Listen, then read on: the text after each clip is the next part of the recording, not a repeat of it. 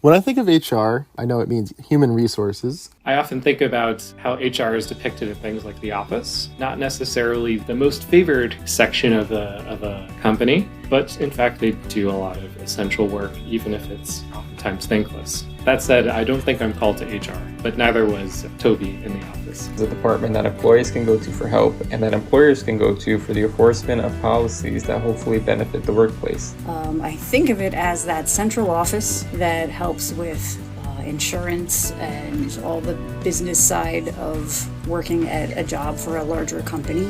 So HR can help to create a safer work environment, a more comfortable work environment. They can help secure you with anything you need. And similarly, it can help the company to function safely and securely and just keep business as usual going.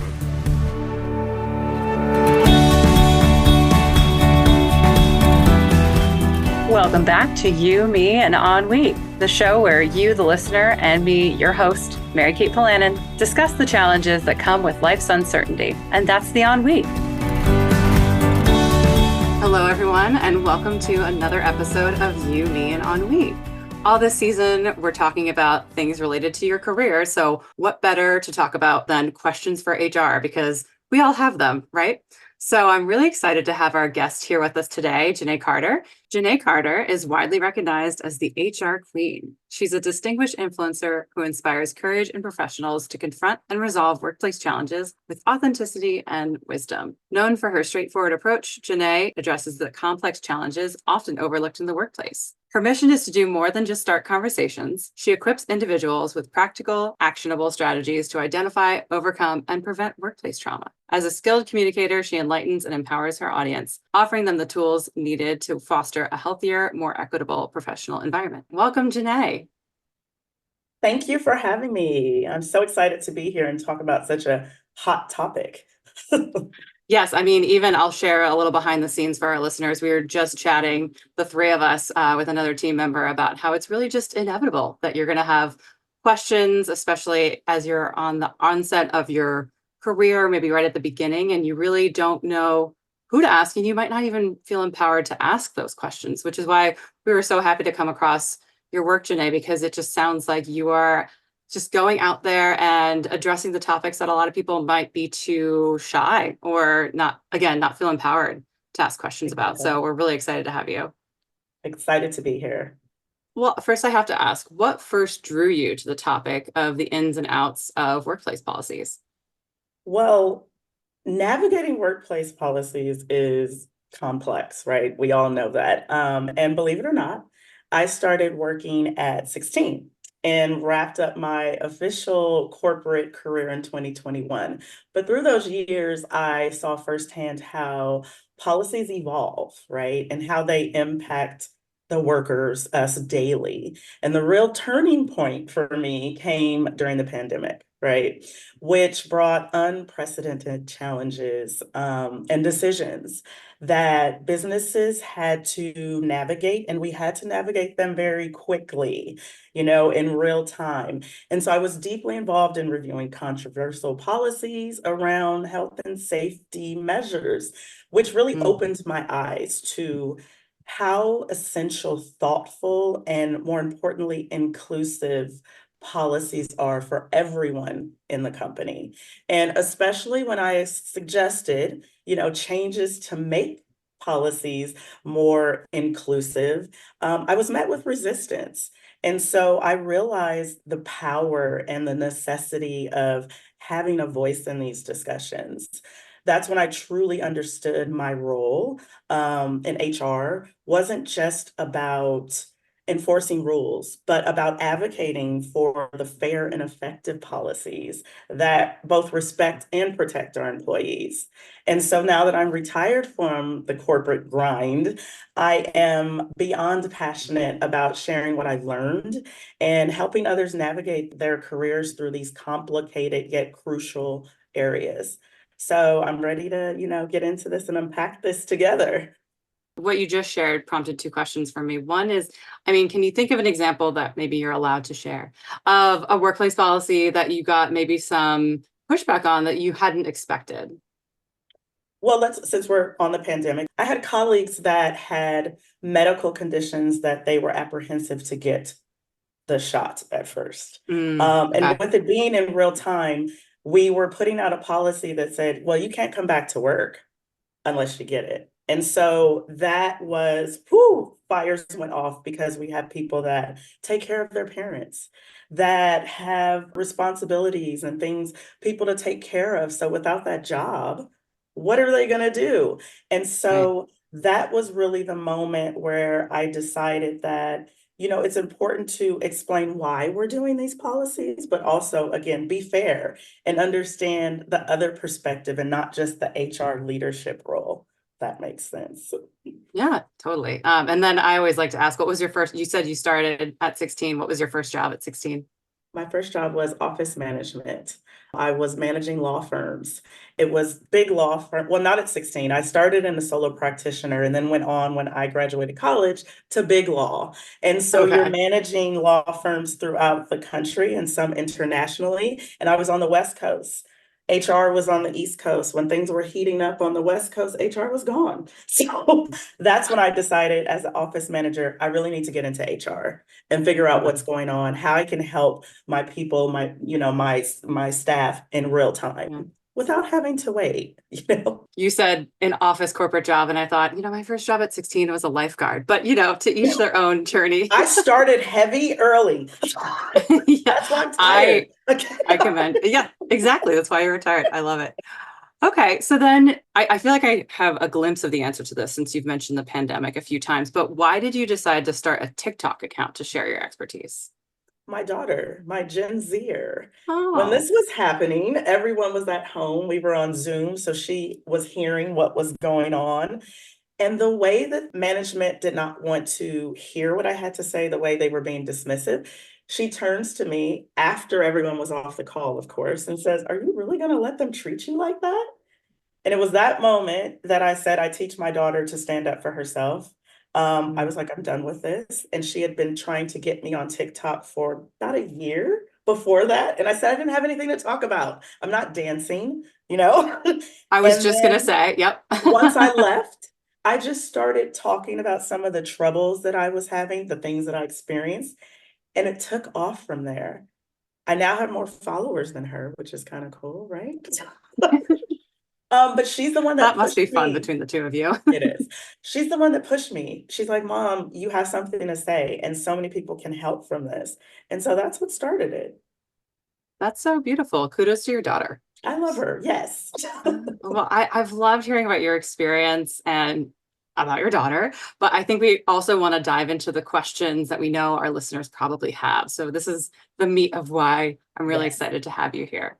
So we can start with this question. What would you say are some things people might forget to ask in a job interview to understand if the job is the right fit for them, especially if they're at the beginning of their career, when they might want to project more capability than maybe they might already have? So one thing is when you're starting out in your career, I want you to relax. I tell people this all the time, please relax. If it doesn't work out, it wasn't meant to work out. But I know it's exhilarating, right? You have this interview, you got the call back, they liked your resume, and so hey, this is exciting. But sometimes you have to step back, and not sometimes, I want you to step back and really dig a bit deeper into these interviews. Research the company. Make sure you're asking about the company culture. What kind of professional development opportunities are there? These are crucial things that you want to know out the gate and not when you get in there a month later, right? Ask what a typical career path looks for someone in their position, right? And these things kind of help you see beyond just what's in the job description. And they help you evaluate if the company culture and the environment is a right fit for you. No one wants to go into work stressed out every day. No. It doesn't produce a great product. And so these are the things you really need to understand. Is this right for me? Take that confidence and say, I can do the job, but will this be the right fit for me to do that? I love that. Ask about professional development opportunities, general company culture. I think those are great. Another question is, I'll say this, usually when HR is involved in the workplace, that signals that something bad is happening. That's usually the vibe. But what do you think young professionals most need to understand about the positive role HR can play in their career? So I think this is one of the good things about social media because yeah, HR always gets the bad rap. Okay. And let me say this, there are a lot of HR departments professionals that aren't approachable, right? When they walk in, you are scared. They are delivering the bad news, but HR is also there for career development, offering training opportunities. These are the things that I loved to do when I was in, my HR corporate role, the learning and development, helping people solve conflicts, but also giving them tools and strategies to do, going forward, how they're always going to be conflicts in the workplace. Hopefully it doesn't get too bad, but HR is there to help you solve these. If you ask the right questions, if you go, don't be scared. There's no need to be scared of HR. Ask about those learning opportunities and the professional development. That's key. I feel like that might be such an untapped resource that our listeners might, or most People people don't even think might not know HR about. is thinking about career development most of the Right. time. You're thinking, oh, I'm No. fired, or I'm being put on a PIP. Yeah, exactly. Yeah, exactly. But human resources, I say we're there to give human resources to succeed. That's what I'm here to do. That's what I want to give. As HR professionals should be giving you skills that will transfer over when you leave, if you leave. Bouncing back a bit to application for a job interview, especially on the onset. How can a potential new hire successfully negotiate a salary without sounding ungrateful for the initial offer? Is this fear of being perceived as difficult unfounded, or is there some truth to that? There's a little truth. Well, when you receive an offer, of course, it's a thank you, even if the offer is ridiculously low. And we've all been there, right? It's a business. And a lot of people, I want them to think that it's a business. So if the leadership team can get you in for lower, then, it looks good on the books. That's the truth behind it. But negotiate. You have to negotiate. You have to see what your experience. Go on websites like PayScale. You can type in your information, your experience, even if you don't have that much, and it'll give you about a budget where you fit in that scale. And don't be afraid to bring it up. I would not accept an offer on the first as soon as you get it. I need to process this. I need to look this over, and do not be scared to say that. Because you should process it. You should look through the whole offer, put that excitement to the side, thank you, but I need to look this over. And then that's when you start the negotiations. Yeah, and I guess I'm just curious because sometimes you're speaking with a potential employer and the salary is the salary. They really have, to your knowledge, offered you as much as they can offer. Are there ways to be creative and asking for other things? I mean, I've heard this, I've never applied it in practice, I'll admit, but some people say, oh, you can negotiate more PTO or you can negotiate flexible hours. Is that a realistic? Yes, it is. A flexible schedule is something that you can definitely negotiate. Now with the hybrid, well, some are hybrid, some are remote. Maybe, hey, can I be home? Can I work from home Tuesday and Thursday? These are things that will make me more productive, and say why. It's not just, hey, I want to be at home or I need this. What's the why? And many times our goal is for you to be productive. So however you are productive, the most productive, I'm willing to let you do it. Now, am I going to go let you work at a mall or anything like that during the day, depending on the job? No, there's all sorts of issues that go into that, but don't be scared to ask for what you need. Flexible schedule is important, very important to me, especially for mental health. Yeah, and especially, I mean, other people who are navigating childcare as well. I know that the flexible schedule really helps. I had my daughter right out of college. So to me, coming in a little bit earlier, they wanted me to start at 9. Hey, can I start at 8? That works for me, and leave at 4, things like that. Don't be scared to ask because it fits into your schedule. And so that way I'm not under all this anxiety and pressure trying to rush to get my kid, right? Voice your concerns, what you need. That's really helpful. Thanks for sharing that. Even when you're at a good place in your job, what are things, maybe like 3 things you can do to prepare yourself in the event of layoffs? Because they're happening more often, or at least I feel like I hear about them all the time. Are there some signs to look out for at your company? There are. Layoffs are happening more often I mean, they're happening all the time. Like you said, they're in the news or on social media. I believe I am a huge advocate of job hopping. And now when I say job hopping, I'm not meaning like every 3 months, every 6 months. So don't be scared to have your resume updated.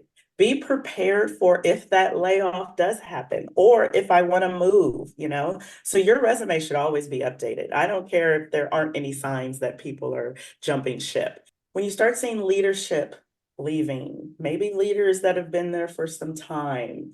You'll see stuff in the news, social media. Pay attention to that. Some people will get into the mindset that, oh no, I'm okay. They like me here. Don't get comfortable. Never get complacent. Always have your resume ready. If you feel a layoff is going to happen, call a temp agency. Temping is something that does not get talked about enough. Be proactive. And it's okay if you get laid off. You know, I want people to know that it is okay. I know it's horrible, but it's okay and you'll be okay and you'll just move on. Sharpen the resume, networking too. I didn't say that. You need to be networking. You need to be networking before, while you're there, speaking to people, making these relationships. So if that does happen, you have something to fall back on. Someone might say, hey, you know what? You would be great over here. Or I have somebody I know that is looking for somebody. So networking, keeping your resume updating. If leadership is walking away, if you're seeing stuff in the news, just mentally prepare yourself that I may be going. That's all great advice. I love that, especially keeping your resume up to date and networking. We had a whole episode about networking that'll be part of the season as well. So I look forward to your feedback on it. I'm a big proponent for networking. So you have really to speaking my language. You have to. So unfortunately, you've done everything you can do to prepare for a layoff, but eventually it happens. You get laid off. What would be your biggest advice for someone who just got laid off? Take a breath. In the moment when you're getting laid off, please don't become too emotional. I know it is an emotional moment, but hold your emotions in, at least until you get home or in the car. Don't sign anything right away. Read over any material that is given to you.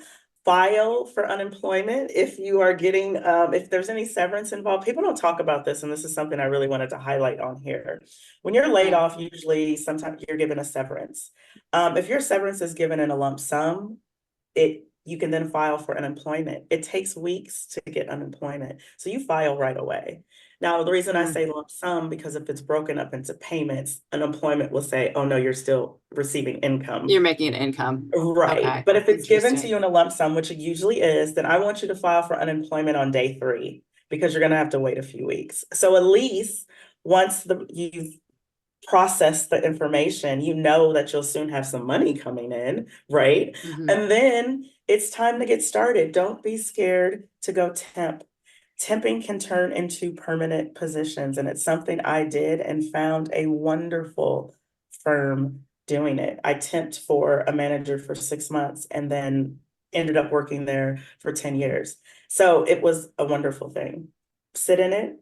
Don't get too emotional. Take a breath. You will be okay. Life moves on. Now, I speak from the experience. I've personally never been laid off before. So I was curious that you mentioned signing paperwork. What are things to look out for? Because sometimes you don't know what you don't know, right? So typically you're given a severance agreement. And so you want to see, how are they going to extend my benefits? Some people you can negotiate during the layoff. Don't think that you can't. Okay, so that I didn't think you could do. Interesting. Yes, you can. Yes, you can. That's another misconception. You can definitely negotiate your severance package. And I say package because the package involves pay, it involves benefits. A thing to look out for, usually they will present COBRA. COBRA premiums are out of this world, so maybe you want to negotiate, hey, can you give me another month or 2? That is something that can be done. Yeah, you read my mind about health insurance. That's the first thing I can hear my parents asking, what about your insurance? Exactly. So you need to look at things like that. And again, you can negotiate that if you need to. I know somebody, the Paramount layoffs that happened recently. Mm-hmm. A client of mine had a surgery coming up. And she's like, oh my gosh, I don't have any more insurance. So we negotiated it. And they gave it to her. She'd been there 20 plus years. They gave it to her without a problem. They extended the benefits. So things like that. Don't be scared to speak up and go through it line by line. I'm learning so much just in this conversation. So I'm really enjoying this. I love this advocacy for temping, because my next question is, how can people use a time of employment to set themselves up for their next career? There's so many opportunities. You could start taking classes now. I mean, there's YouTube University, of course. There's all sorts of great content and trainings on LinkedIn. You can go get certified. You know, Google has certification classes. Allison.com has certification classes that you can do at your leisure. There's so much information out there. Try to figure out what you want to do. Maybe you want to transition careers. Start learning a little bit about that. Again, our networking. Get out there and start talking to people. Yeah, that's big.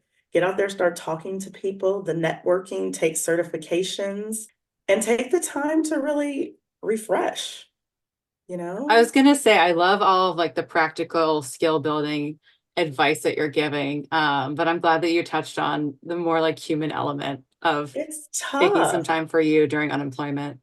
And know that if you don't get and the job market is insane right now, we can say that, right? Mhm. I mean, you look up an application on LinkedIn and you just saw it and now there's 400 applicants. Don't let that get your spirit down too much. You know, you have to just keep going and what's right for you will come your way. And it may take a little longer, and that's okay. And another thing before we end this topic, I wanted to stress to people when you are laid off or when you leave a job that you've been at for so long and it's been your routine every day, it takes a moment to really get into the new groove of things. And that's Mhm. okay. You know, there are some days where you might cry yourself to sleep. That's Mhm. okay. There are Mm. some days where you're going to feel like not getting up out of bed. That's okay, but you're going to have to get up. So, really become self aware, understand that it's a lot of us going through this, it's a part of life, and you will find what's right for you. That's the human element. And people get mad at me. I'm sorry. People get mad at me when I say that because I made a post about rejection sometimes is a wonderful thing. And I heard so Right. much, yeah, you're crazy, blah, blah, blah. But it wasn't the right time for them. You know, Mhm. it'll go over your head if you're not in it.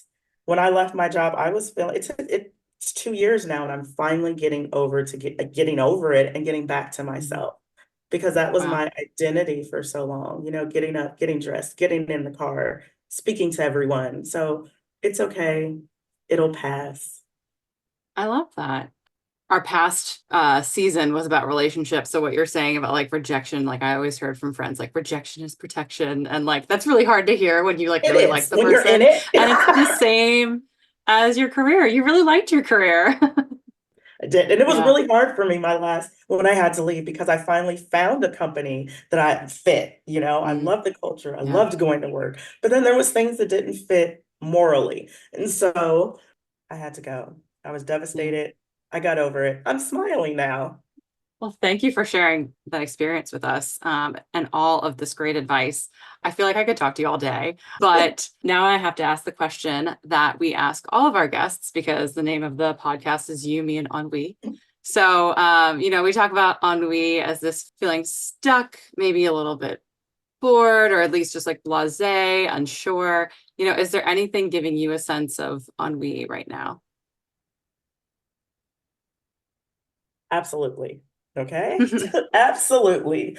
Life isn't without challenges. And so right now, I haven't really been present as much on my social media channels, people may notice, because of my busy schedule. My son, who is nonverbal and he's on the spectrum. So it requires a lot for me as far as being therapies, you know, emotionally, time-wise. But so balancing that content creation, running a business, it can be overwhelming. And there are days where I'm like, you know, I just want to get up and focus on my child. But I know that these hardships are temporary, right? And I'm finding my pace. And Mhm. so crafting a routine that works for me is not just physically, but also, you know, time-wise and mentally is helping. And so you're gonna feel stuck. It Mhm. comes, it goes. but I just know that it'll pass. I have so much going on. We're like Yeah. juggling chainsaws, but it'll be okay. Right. It'll be okay. That's quite the visual. Oh, thank you for sharing so vulnerably about your family as well. It sounds like you were stuck, but you're on your way to getting unstuck. So Yes. that's I really see the light at the great end to of the hear. tunnel. Yes. Oh, that's beautiful. Yes. Well, thank you for sharing. And I love hearing more about your family, your daughter, your son. Is there anything else that you're working on right now that you'd like to talk about? Speaking of podcasts, I've taken some time off to really study podcasting and things like that. And so look out for me. I want to start a podcast. I want to expand my presence on YouTube. So look out for some new type of content also coming your way. I'm excited about a lot of things I have going on now that I'm starting to feel unstuck. So look out, please. Follow me at _ the HR Queen on all social media outlets. Congratulations. Undertaking a you. podcast is no small endeavor. So I'm rooting for you. That's great. And we'll be sure to link in our show notes to all the places that people can find you. Please let us know whenever your podcast launches. We will be so excited to hear it. I appreciate it. Thank you for having me. Thank you so much for joining us today. Thanks again for listening to You, Me, and Ennui. As always, I hope the conversation today offered a bit of insight into whatever you're facing and lets you know that there are at least 1 or 2 more people here in podcast land who can relate. Because that's what we're trying to do, build a community. Want a way to go deeper on today's topic? Be sure to listen to our companion bonus meditation with questions to help you reflect on how this topic might apply to your life. If you enjoy this podcast, be sure to like, review, and subscribe. You can also join the conversation at our Discord server, linked in the show notes. I'm your host, Mary Kate Polanin, and the one thing that's for certain is that I'll be with you next time on You, Me, and Ennui.